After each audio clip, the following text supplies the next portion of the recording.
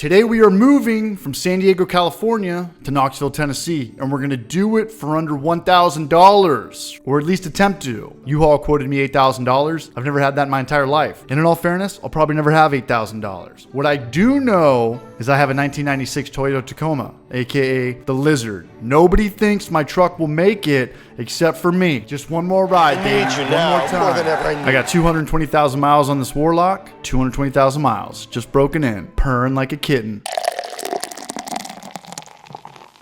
There are certain rules. Rule number 1 to moving. Sell anything you haven't used in a year. If you haven't used it in a year, you don't need it. It's gross knowing how much stuff one has. You don't realize it until you move. If you can't sell it, dump it off at Goodwill's. Shout out to Pops for making a couple trips for me. For the vlog.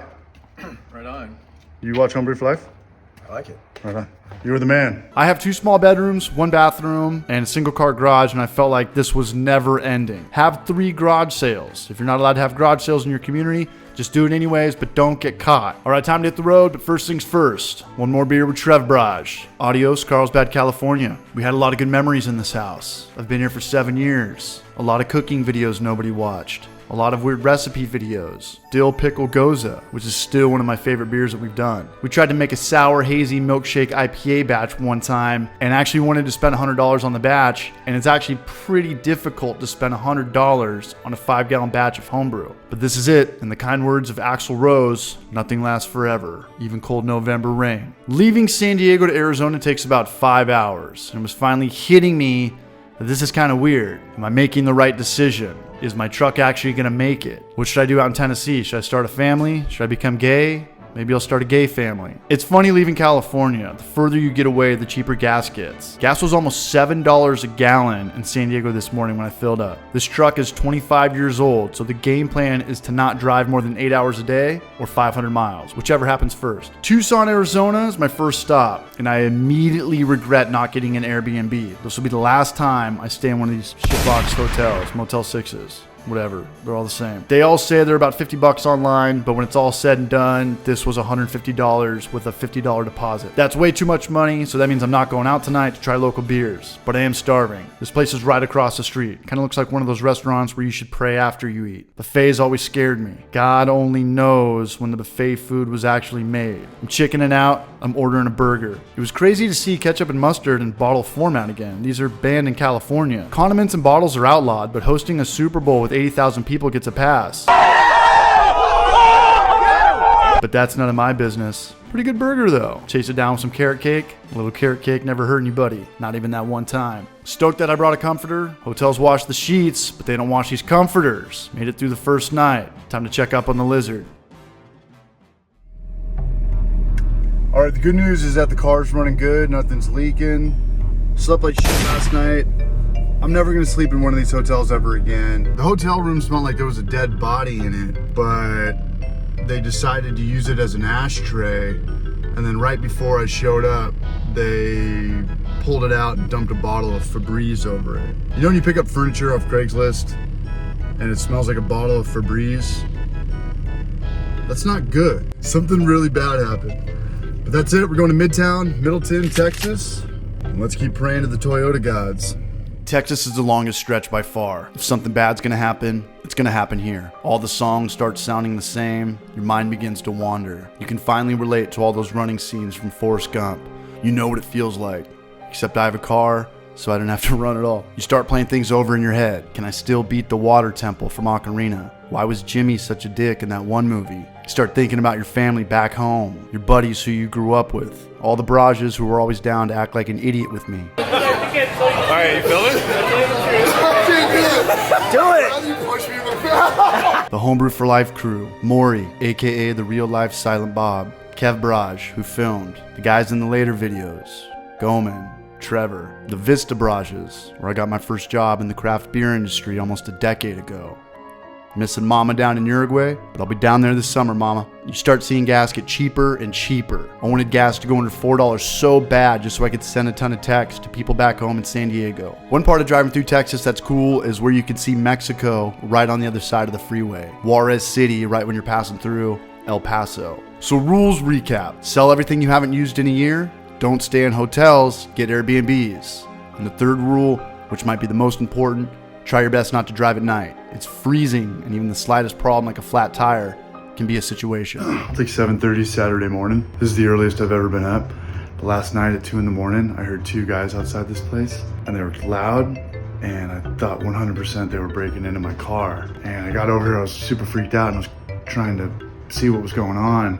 And the more I heard them, there was an altercation. They were going at it. There was at least, I never saw it, but I heard it, because you can, it's like campsite shit on the ground. And these dudes were over here to the unit right here, and they were fighting and wrestling out here for like 5 minutes, and then they just got over it. But car didn't get robbed, neighbors were on a good one, wrestling, 2 in the morning, 20-degree weather. It's gotta be some pretty good crystal meth. The good news is that I stayed in Midland, Texas for one night and lived to tell about it. The bad news is I had nothing to eat or drink yesterday except for coffee in the morning. But coming into Dallas-Fort Worth, I finally saw it. Gas under $4 a gallon. Time to celebrate and spend $20 at Denny's.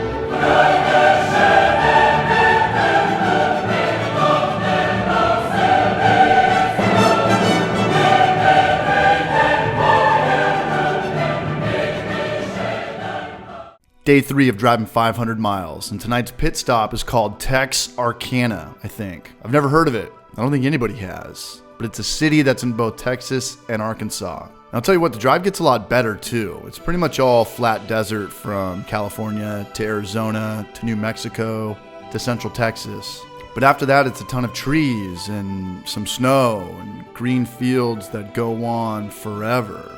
One thing I noticed about the South is that there's a ton of adult stores. Who the hell still pays for porn? Texarkana's cool though. I finally started reading reviews on Airbnb, and this one was flawless. It was right off the highway. I had a carport for my truck. The space was big.